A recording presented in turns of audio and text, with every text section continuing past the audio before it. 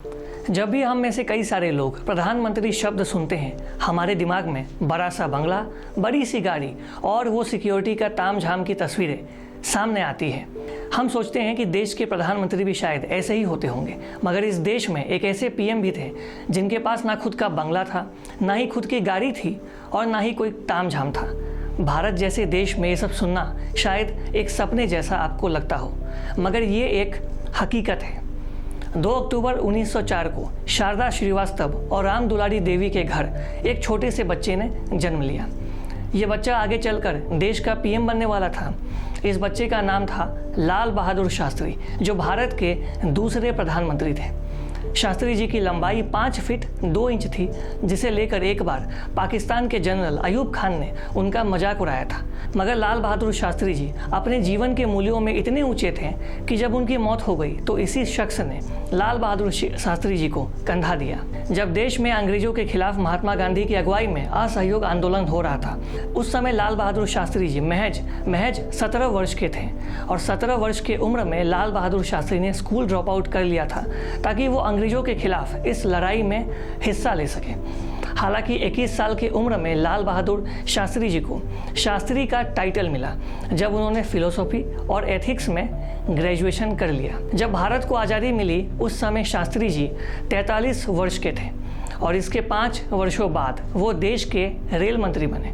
हालांकि शास्त्री जी की नैतिकता इतनी बड़ी थी कि उसके सामने सारे पद छोटे थे और इसीलिए शास्त्री जी ने जब तमिलनाडु और आंध्र प्रदेश में एक रेल हादसा हुआ जिसमें 100 लोगों की मौत हो गई थी, तो उन्होंने फौरन इस्तीफा दे दिया था। जब शास्त्री जी 60 वर्ष के हुए तब भारत के पहले प्रधानमंत्री नेहरू जी का निधन हो गया, जिसके बाद लाल बहादुर शास्त्री को देश का प्रधानमंत्री बनने का अवसर मिला।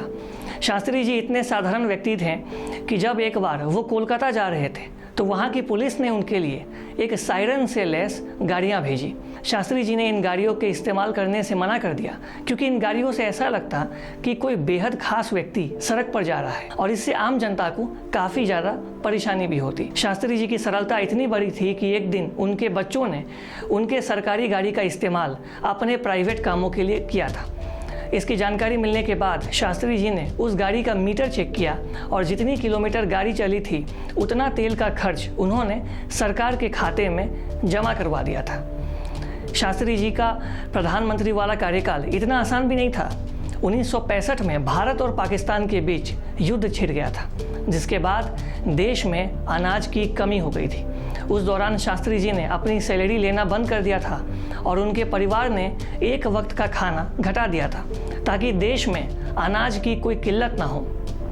ऐसा उन्होंने उस दौरान हर देशवासियों से भी करने को कहा था ताकि देश में अनाज की कोई किल्लत युद्ध के दौरान ना हो। भारत और पाकिस्तान के बीच का ये युद्ध तब समाप्त हुआ जब यूनाइटेड नेशन के द्वारा ताशकंद में शास्त्री जी और पाकिस्तान के जनरल अयूब खान के बीच एक समझौता हुआ। ये समझौता उज्बेकिस्तान में सोवियत प्रेसिडेंट एलेक्सी कोसिगिन ने करवाई थी। शास्त्री जी जब उज्बेकिस्तान में पहुंचे तो वहां उन्होंने एक खादी का कोट पहना हुआ था। सोवियत प्रेसिडेंट एलेक्सी कोसिगिन ने देखा कि शास्त्री जी ने सिर्फ खादी का कोट पहना हुआ है। उन्हें लगा कि शायद लाल बहादुर शास्त्री जी को ठंड इससे ज़्यादा लगेगी, तभी उन्होंने शास्त्री जी को एक और कोट पहनने के लिए दिया। मगर शास्त्री जी ने वो कोट अपने एक स्टाफ को दे दिया जिसके पास कोट नहीं था। शास्त्री जी की इसी सरलता ने वहाँ मौजूद हर व्यक्ति को हैरान कर दिया था। हालांकि ताशकंद समझौता साइन करने के एक दिन बाद शास्त्री जी की वहाँ एक रहस्यमय मौत हो गई। कहा गया कि उन्हें हार्ट अटैक आया था, मगर कई लोग आरोप लगाते हैं कि उनके खाने में जहर मिला दिया गया था। आज भी ये एक रहस्य है कि लाल बहादुर शास्त्री जी की मौत कैसी हुई। शास्त्री जी इस दुनिया से तो चले गए, मगर ना उन्होंने कोई बैंक बैलेंस छोड़ा, ना कोई बड़ा बंगला और ना ही कोई संपत्ति अपने पीछे छोड़ी। वो बस अपने पीछे एक कार को छोड़ गए जिन्हें उन्होंने सरकारी लोन से खरीदा था। वाकई में लाल बहादुर शास्त्री जी की सरलता और उनकी जो नैतिकता है वो सबसे बड़ी थी और उनकी सरलता और नैतिकता आज भी देश के लोगों को इंस्पायर करती है और आज भी उनकी सरलता के बारे में लोग चर्चा करते हैं और उसकी मिसाल देते हैं। और अधिक खबरों के लिए लगातार देखते रहिए ईस्ट न्यूज़। हमारे यूट्यूब, इंस्टाग्राम, फेसबुक पेज को लाइक, शेयर और सब्सक्राइब करें। धन्यवाद। Thanks for watching. Please subscribe and hit the bell icon.